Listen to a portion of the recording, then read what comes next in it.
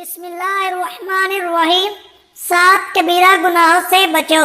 حدیث نبوی صلی اللہ علیہ وآلہ وسلم حضرت ابو ہریرہ رضی اللہ عنہ سے روایت ہے، رسول اللہ صلی اللہ علیہ وآلہ وسلم نے ارشاد فرمایا، 7 گناہوں سے بچتے رہو جو تباہ کر دینے والے ہیں۔ صحابہ نے پوچھا، یا رسول اللہ وہ کون سے گناہ ہیں؟